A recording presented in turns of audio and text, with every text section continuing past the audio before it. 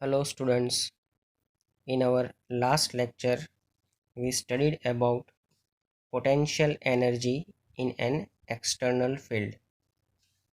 Now today we will start with example number 2.6. In this example, a substance is taken in which the molecules of this substance has a permanent electric dipole moment, and the magnitude of this dipole moment is 10 raised to 29 coulomb meter. Now the quantity of this substance here is of 1 mole, that is 1 mole of the substance is considered. Now this substance is kept in an external electric field of 10 raised to 6 volt per meter. What happens now?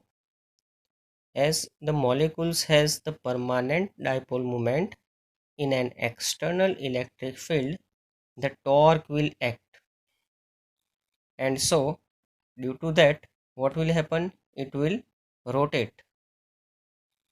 Now the direction of this rotation is changed by 60 degree. Remember that theta angle is changed by 60 degree. Initially the angle is 0 degree and then it is rotated by 60 degree, and so we know that the work has to be done,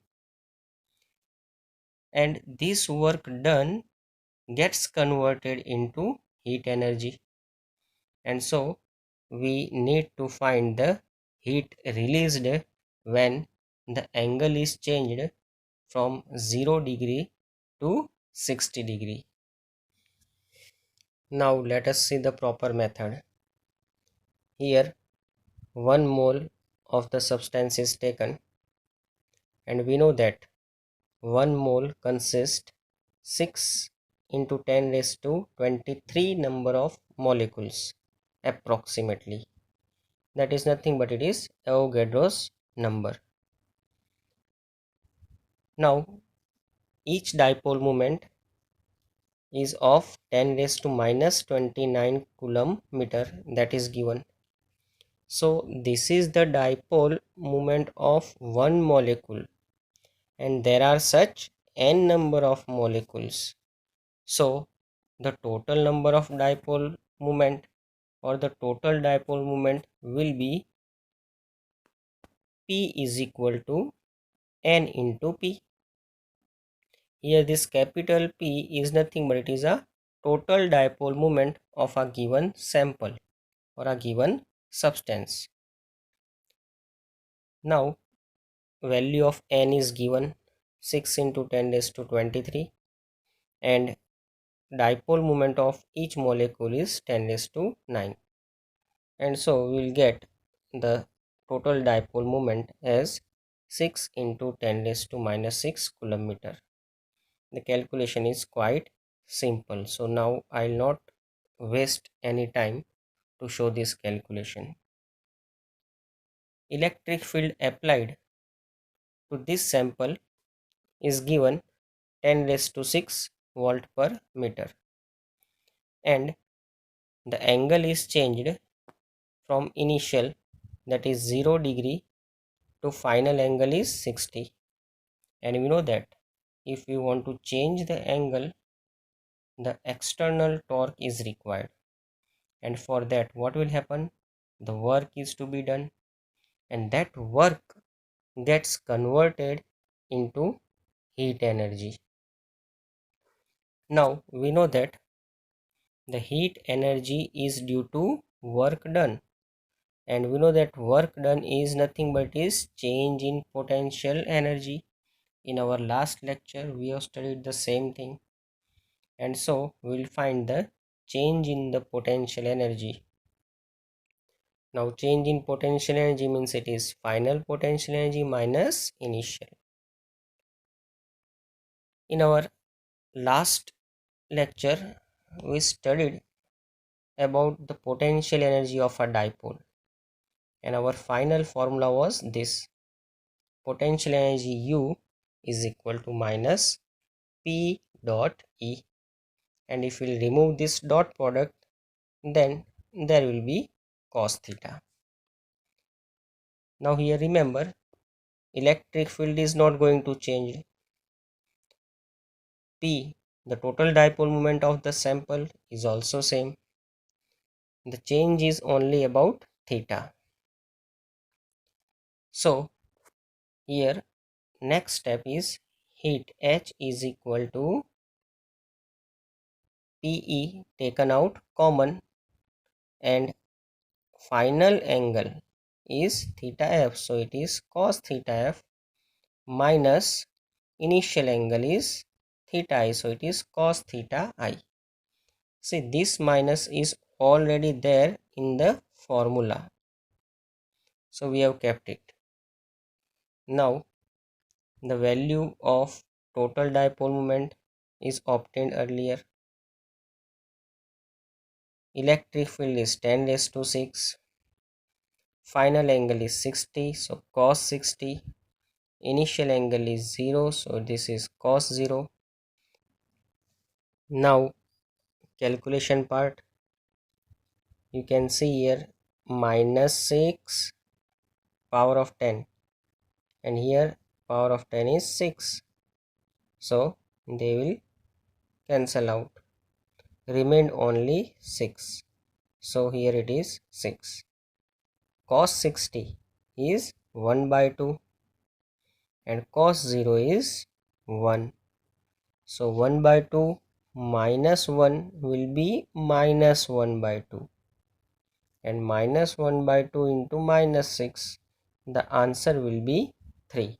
So heat released in this process of rotation of the dipole, or we can see here a dipole is rotated, or here the given is an electric field is rotated by the angle,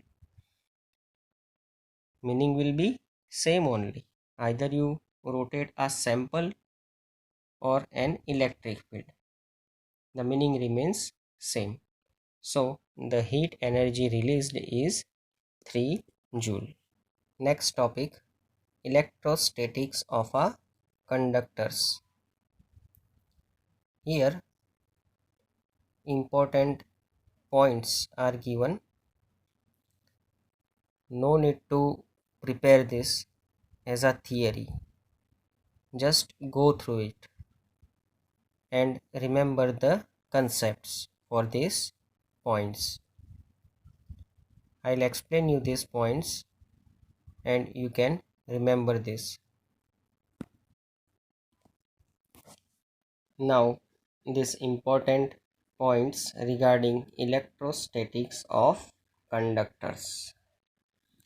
First point says that inside a conductor electrostatic field is 0. See, that is quite understood. Here in figure I have shown a conductor. You can consider a metallic sphere also, because any metal is a good conductor. Now we know that every material is a neutral. So here also we have considered this conductor which is neutral. So definitely, as there is no charge present on it, the electric field inside it or the outside it will be 0.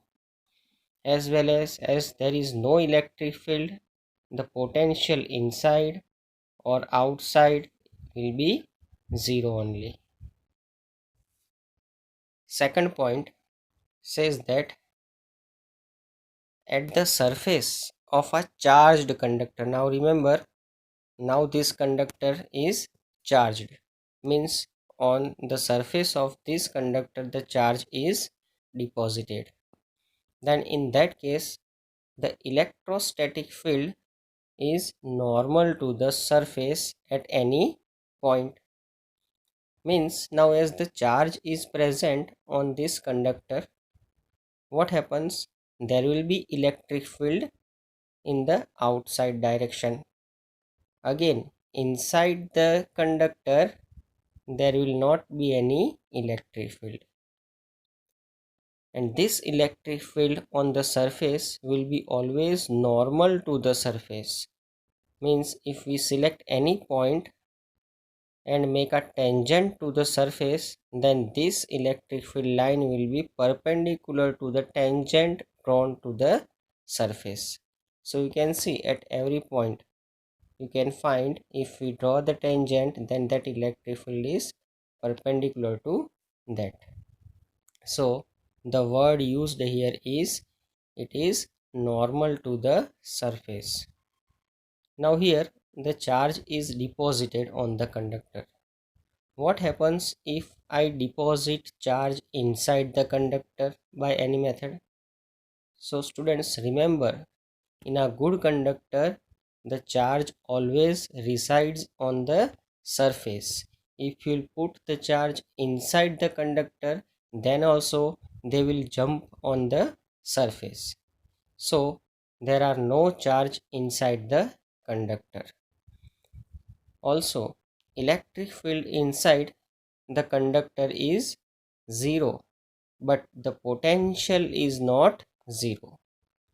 Why potential is not 0 inside the conductor? It is because the potential at any point inside the conductor is obtained by that method which we have studied earlier, that we have to bring a unit charge from infinity to that point which is inside the conductor. So we know that when we bring that charge particle from infinity to this point which is inside the conductor, we need to do the work in an external field. You can see this is a field due to this charge particle. So we need to do the work in bringing this charge, a unit charge, and so that work done on a unit charge is nothing but the potential. So potential inside remains constant. On the surface also the potential is same as that which is inside. Now electric field inside is 0, but on the surface at any point the electric field will be maximum, and as we move away from the surface the electric field will go on decreasing. Similarly, as we move from the surface in the upward direction, that is in the external part, then even potential also decreases, but they are non-zero, means they have some value. Why they are decreasing? Because we know that in the formula of potential, that potential is inversely proportional to R. So with distance the potential decreases. Also in the formula of electric field we can see that electric field is inversely proportional to R square. So even electric field goes on decreasing when we move far away from the surface. And it is known to us that at infinite distance potential as well as electric field becomes 0 at infinite distance. Next is about the interior of a conductor can have no excess charge in the static situation. So I have explained the same thing in this situation. Whenever the charge is there, that will reside on the surface only. Inside the conductor there will not be any charge. The total charge inside the conductor is always 0. Fourth point, electrostatic potential is constant throughout the volume of the conductor and has the same value on the surface. That also explained with that point only. Fifth, electric field at the surface of a charged conductor is given by. Now, on the surface, we know that the electric field is maximum. Once again, see the figure. On the surface, the electric field will be maximum, and as you can see that there are charge present on the surface, and so it has a surface charge density sigma, and so the electric field for such surface having charge on it is given by E is equal to sigma upon epsilon naught. This we have also studied in chapter number 1. So this is also not new for you. And here this n cap shows a unit vector in the direction normal to the surface, because here also we have kept a vector E, and so here we have to show the direction. Magnitude can be given in simple way. E is equal to sigma upon epsilon naught. No direction is required if we write the formula in terms of magnitude. Next point is electrostatic shielding. A simple concept is there about this.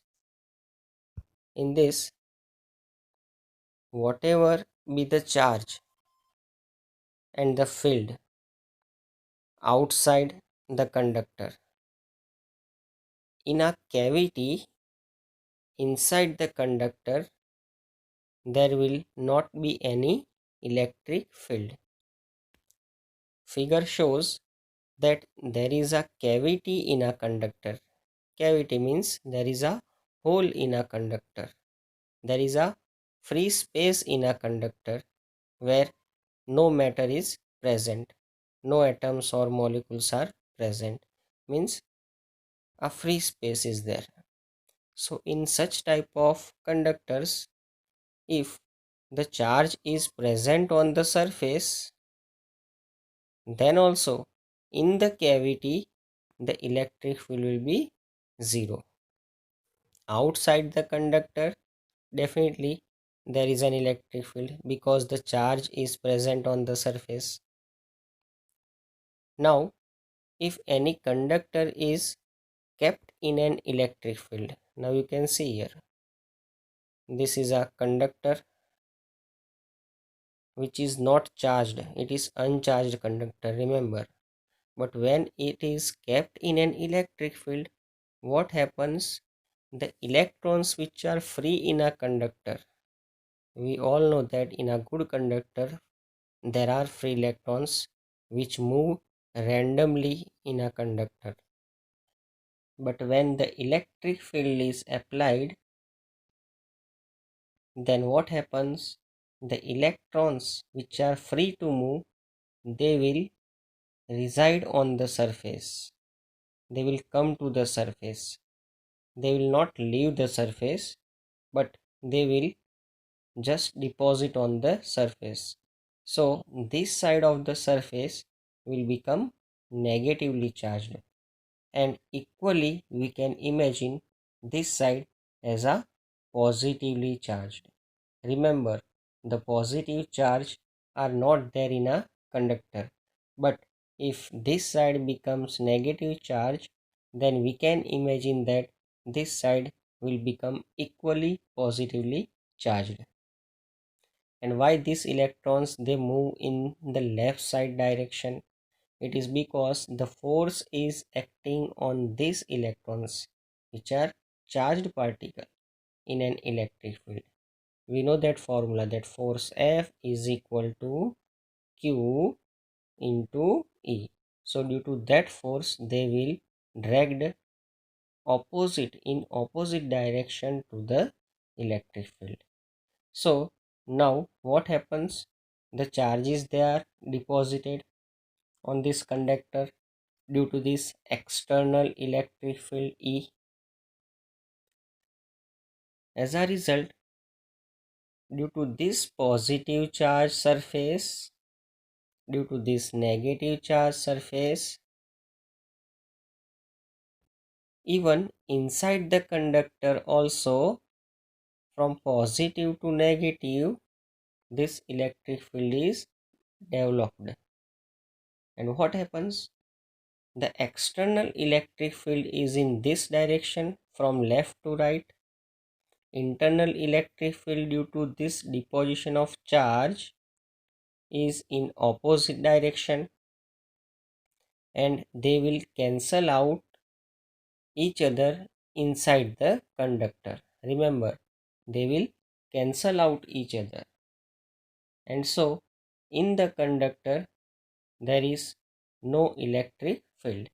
And so in a cavity inside the conductor the electric field is 0. Outside the conductor definitely there is an electric field which is external. Now students, as we have seen that inside the cavity the electric field will be 0.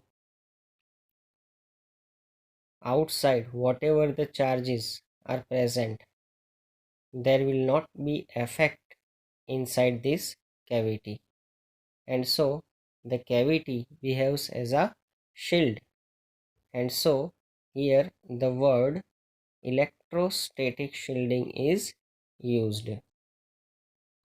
Now I will give you one example, that if you are sitting in a car fully made up of metallic body, remember there should not be any window of the glasses. If it is fully made up of metallic body, then from outside if there is a lightning on the car, then also the person inside the car will be safe. There will not be any effect on that person due to the lightning.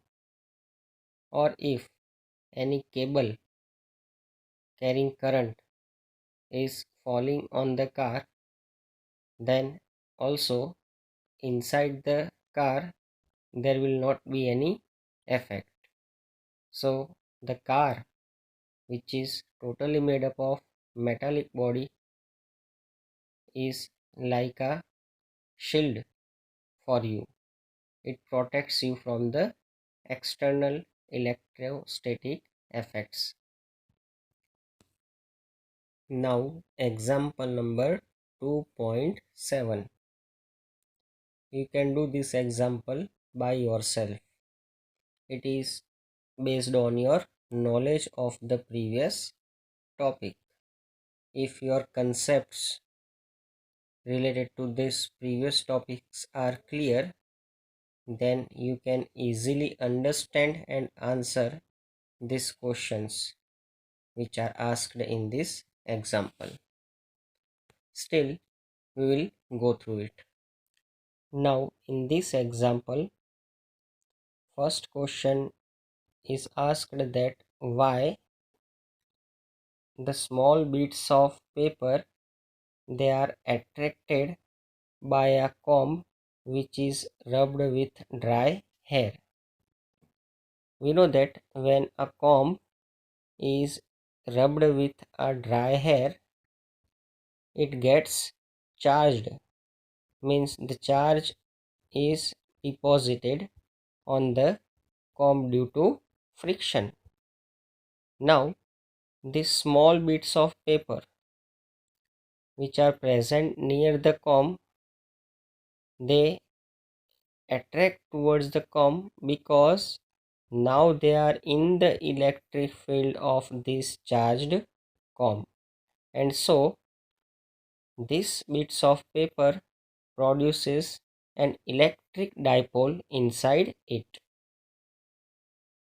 Suppose this is a paper, initially it is neutral, but in the electric field a positive and negative charge, they are dragged away from each other, and as a result, due to this negative charge present in a paper, due to induction in an electric field, they gets attracted towards the comb. Next is about an ordinary rubber is an insulator, but special rubber tires of aircraft are made slightly conducting. Why it is necessary?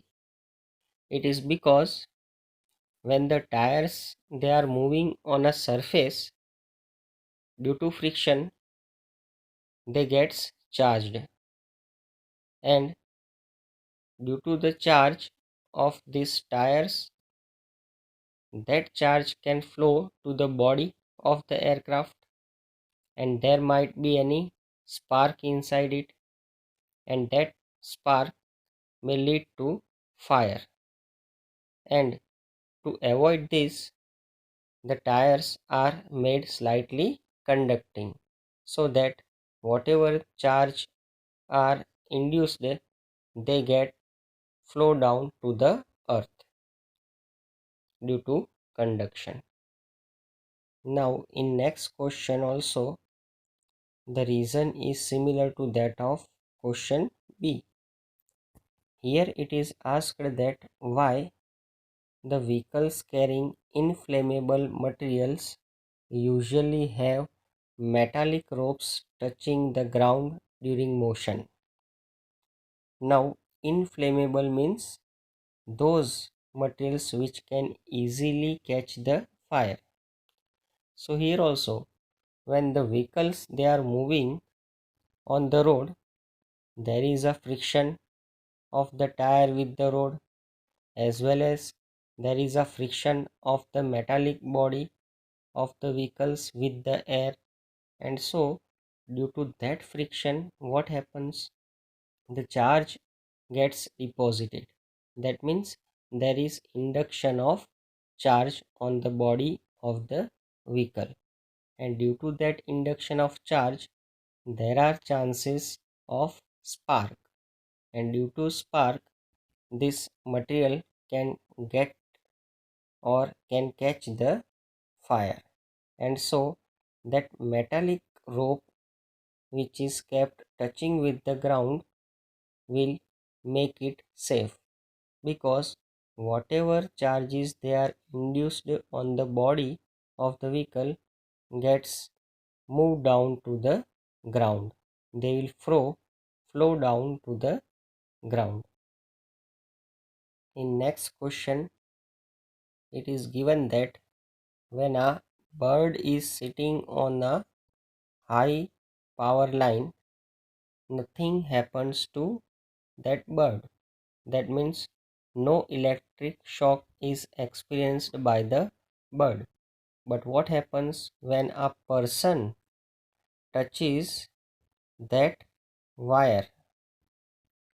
Now when the person touches this wire having high power, the current which is flowing in this wire gets path to move from this person's body, and they can move to the ground. And so when this person touches this wire, what happens? The current will flow down to the ground, and it passes from the body. It flows from the body of that person, because our body is a good conductor of electricity. And so when the current gets the path to flow, when the charges they get path to flow, they will definitely flow from the body to the ground, because ground as well as person both are good conductor. When the bird was sitting on the wire, there was no contact with the ground, and so the bird is safe, but the person touching the wire is not safe. Definitely, if the person will hang on the wire, suppose this person is hanging with the wire, but his legs are not touching the ground, then even this person is safe. Nothing will happen to this person also if his feet are not touching to the ground. But if the feet are touching the ground, then he is not safe. This can be explained in terms of potential difference also. Suppose this is a line with high power, means its potential is larger, and here the ground, its potential is nearly zero, or we can say less potential. So if this is having high potential and this ground is having low potential, then the charge can move from higher potential to lower potential if they get a path to flow.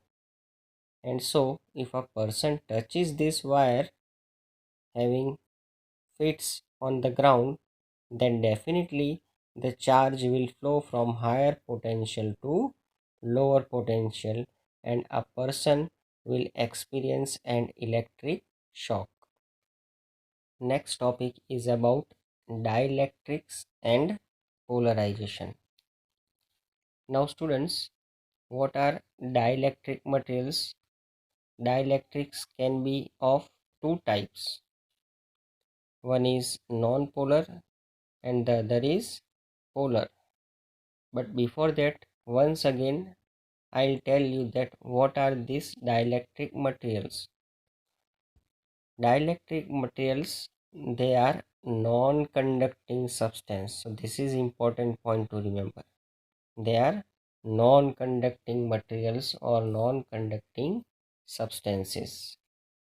Now you can see here in figure the examples of non-polar and the polar are given.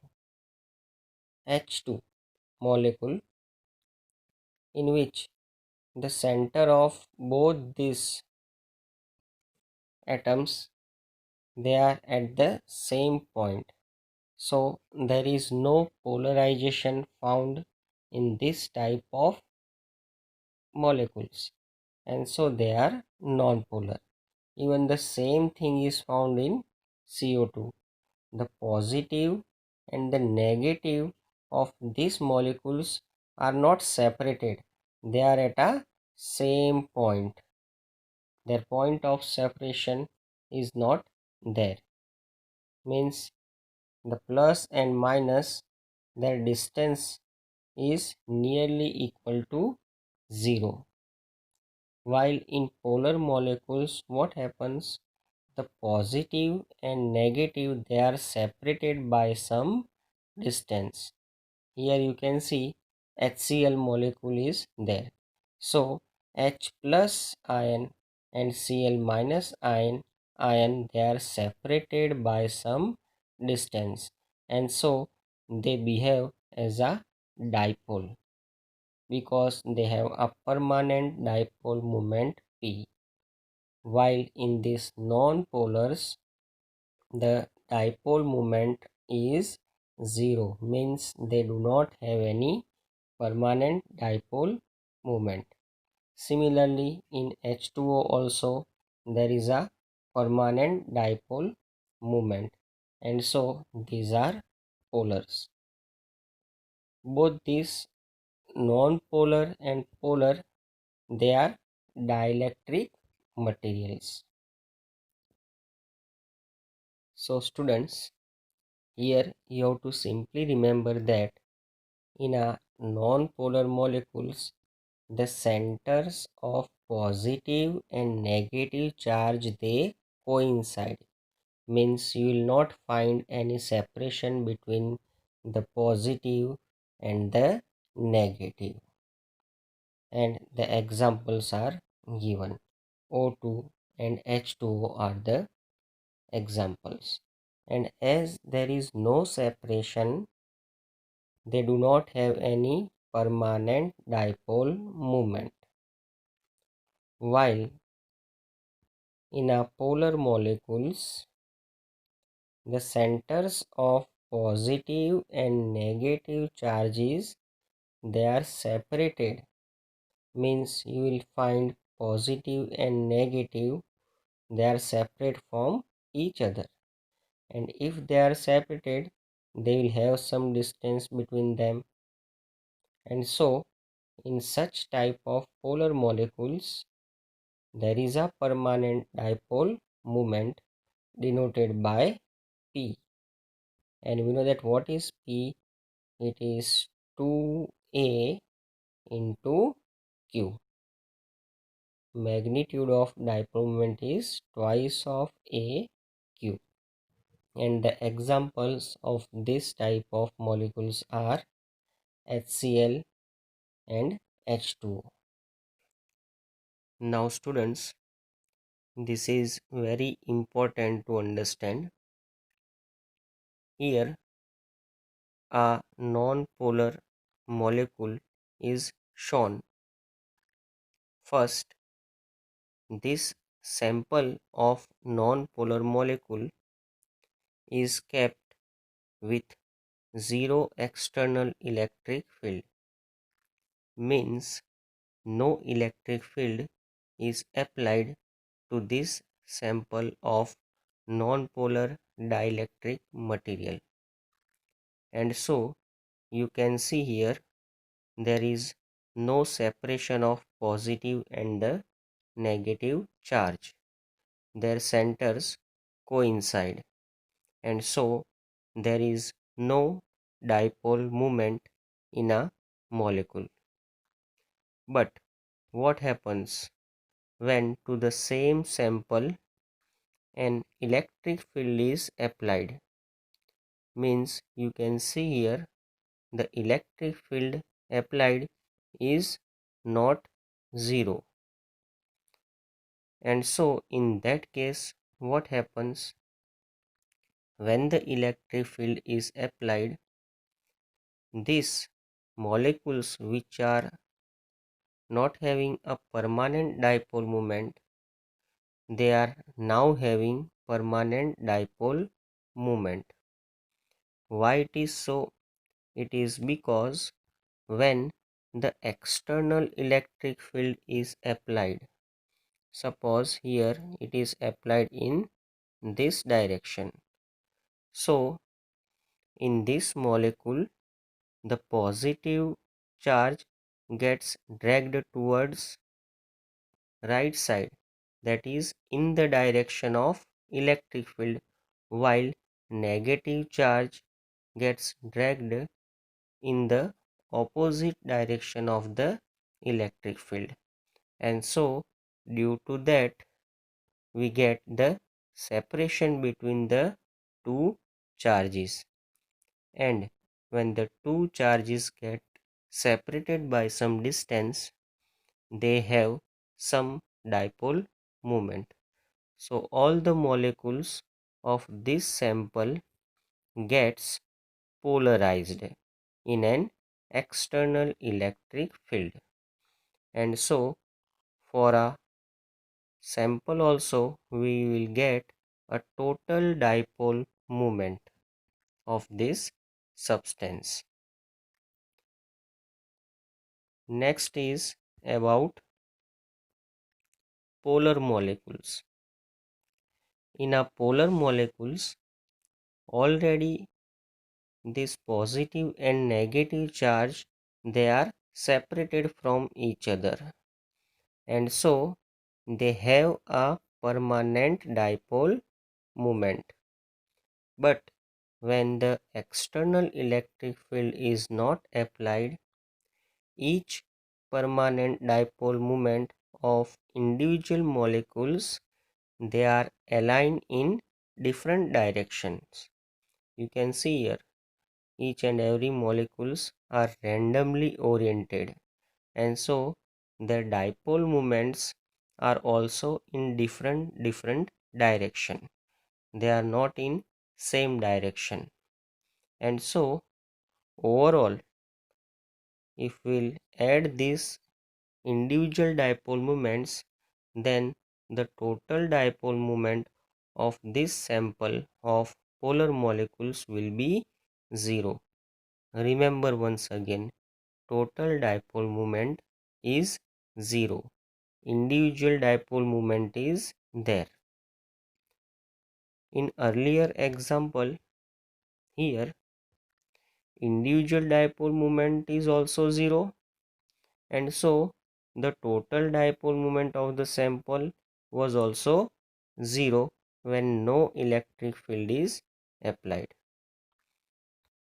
Now what happens when the electric field is applied to such polar molecules? Means now the electric field is not 0. In that case, now that the dipole moments which are randomly oriented, in this case now they are going to align in a one direction. We know that the direction of the dipole moment is from negative to positive.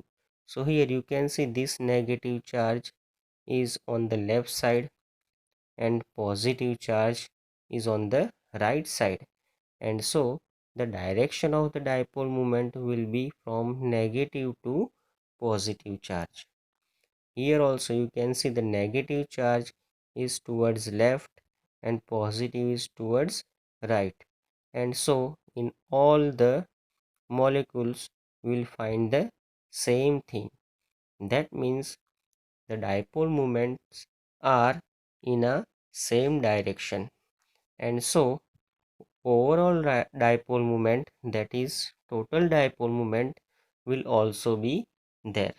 They will not cancel each other because they are in same direction, so they will add up and give a resultant dipole moment. Here you can see the positive and negative, they are randomly oriented, and so the dipole moments were also random, so total dipole moment will be 0 in this case. But in this case there is a dipole moment of a sample. So now it is clear that whether a dielectric material is non-polar or a polar, but if the electric field is 0, then they are not polarized in all. As a whole sample, they are not polarized because they do not have any resultant permanent dipole moment. But if they are in an electric field, then these dielectric materials get polarized because they have a permanent dipole moment. Also, one thing important is that if we apply the strong electric field to this sample of a dielectric material, then the polarization will increase with the increase in the electric field. If we decrease the electric field which is applied to this material or a sample, then the dipole moment will also decrease. So it is clear that the dipole moment, that is total dipole moment P, is directly proportional to electric field E. More the external electric field, more will be the total dipole moment. And so here this is known as the polarization. So polarization depends on what? The total dipole moment. And so if we remove this proportionality sign, then we get some constant, and here that constant is called the electric susceptibility of that material. The symbol is known as chi E. This symbol is known as chi, and here E is for electric field. So it is chi E. For different substances, this constant will be different. Now once again look at this figure. Here a sample of dielectric material is taken and this is kept in an external electric field. So you can see that the individual molecules of these dielectric materials, they get polarized. Now here on this rectangular slab of dielectric material, on its surface you can find here there are only positive charges, and here on this surface there are negative charges. So we can say that on this right hand side surface there is a positive charge density denoted by sigma p. Why there is p here? Because it is due to polarization of the molecules or a substance in all. Here on left hand side the symbol is this, and negative sign, it is because of negative charge density. So here on the surface of this dielectric material the charges, they are induced and they have the surface charge density. So students, this is all for today's lecture. I would advise you to go through the textbook, read it properly, go through each and every line, underline the important points, and if you have any doubt or any question, you can definitely ask me. In next lecture, we will start the capacitors and the capacitance.